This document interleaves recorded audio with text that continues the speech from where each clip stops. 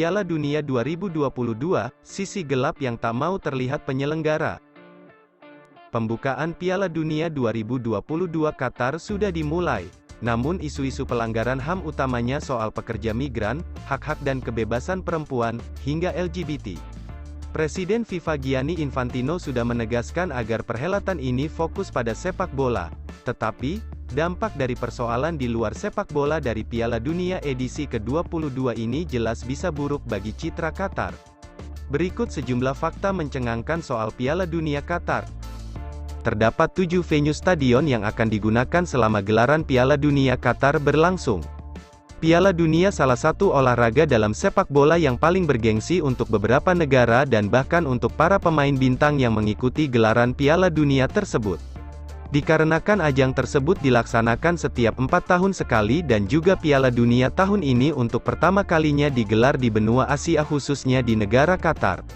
Terdapat beberapa kontroversi dan sisi gelap Qatar sebagai tuan rumah Piala Dunia tahun 2022, mulai dari faktor cuaca karena Qatar termasuk negara beriklim subtropis yang sangat panas dan lembab, dan suhu di negara tersebut bisa mencapai 50 Celcius, sangat tidak mungkin untuk para pemain yang akan bermain di Qatar 2022, karena kebanyakan pemain merumput di Liga Eropa yang tentunya di sana iklimnya jauh berbeda dengan yang ada di Qatar.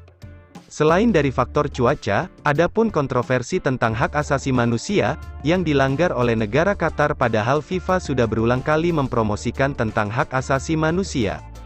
Di mana nilai-nilai di dalamnya ada nilai kebebasan, kesetaraan dan toleransi karena tidak ada satu pertandingan sepak bola pun yang sebanding dengan nyawa.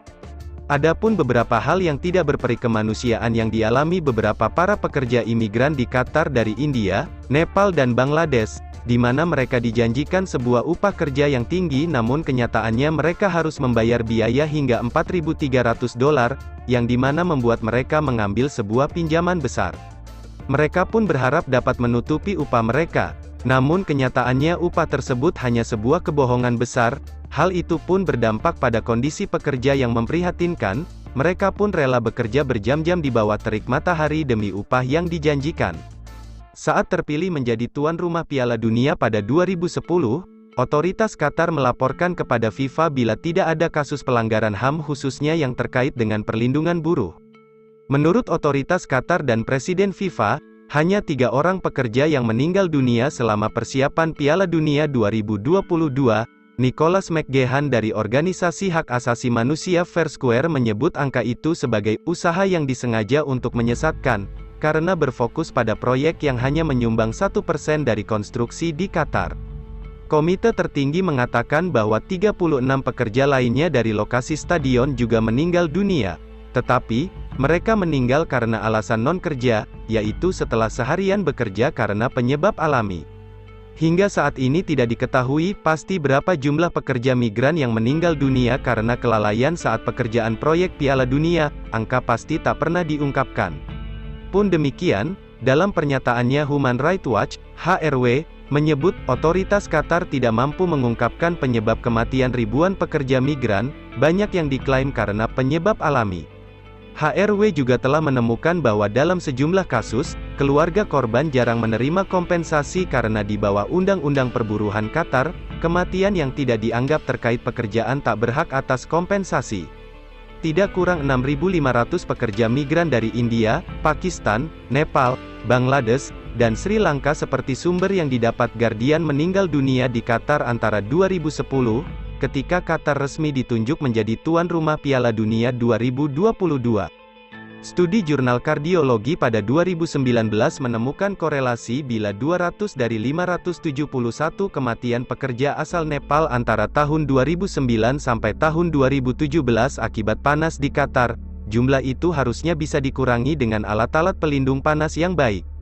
Amnesty International menyebut paling tidak 100.000 pekerja migran telah dieksploitasi dan menderita akibat penyalahgunaan undang-undang perburuhan serta sulitnya masuk ke sistem peradilan di Qatar, dalam 12 tahun terakhir.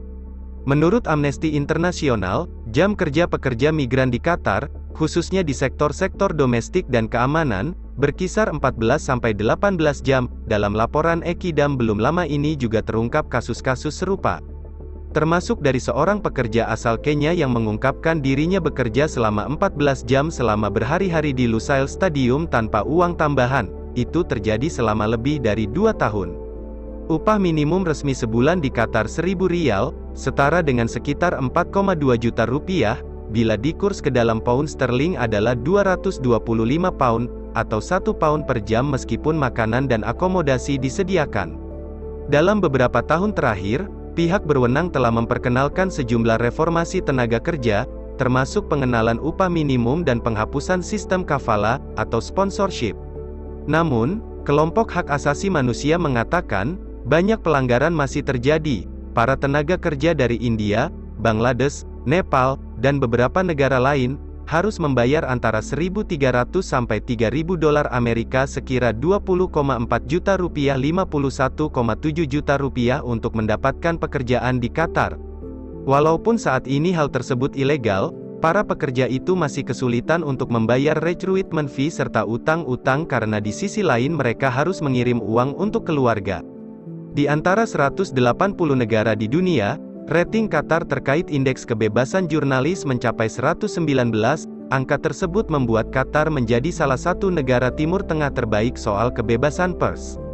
Namun, sejumlah grup HAM sudah memperingatkan bahwa mereka sepertinya bakal diata-matai di Piala Dunia nanti. Sesuai pasal 281 Undang-Undang di Qatar, laki-laki dan perempuan yang berhubungan badan tanpa ikatan perkawinan, akan dihukum penjara selama 7 tahun. HRW menyebut undang-undang ini sangat memengaruhi pihak perempuan karena mereka akan tetap dituntut meskipun melapor karena menjadi korban perkosaan. Polisi Qatar kerap tak percaya dengan laporan kekerasan seksual dari seorang perempuan, sebaliknya, mereka lebih percaya dengan klaim pihak laki-laki yang menyebut insiden tersebut terjadi karena suka sama suka, demikian ungkap pernyataan HRW. Dan, setiap bukti atau dugaan yang menyatakan seorang perempuan tahu sang laki-laki yang menyerang, hal itu sudah cukup untuk menuntut si wanita. Menurut laporan HRW pada Oktober tahun 2022, tidak kurang 11 penahanan dilakukan untuk kasus-kasus lesbian, gay, biseksual, dan transgender sepanjang 2019 dan 2022. Dikabarkan bahwa pasukan Departemen Keamanan Preventif Qatar telah secara sewenang-wenang menangkap orang-orang LGBT dan memperlakukan mereka dengan buruk dalam tahanan. Amnesty International dan sejumlah badan lain percaya bila FIFA harus menyediakan 440 juta dolar Amerika untuk kompensasi pekerja migran yang telah meninggal atau mengalami cedera di Qatar. Jumlah itu setara dengan hadiah uang untuk Piala Dunia. Tetapi, Menteri Tenaga Kerja Qatar Ali bin Sami Al-Mari menolak proposal semacam itu. Ia juga menyebut kritik terhadap pemerintah Qatar sebagai bentuk rasis. Tidak ada kriteria untuk menetapkan dana ini, ucap Al-Mari seperti kepada AFP, seraya bertanya, di mana para korban? Apakah Anda memiliki nama-nama korban?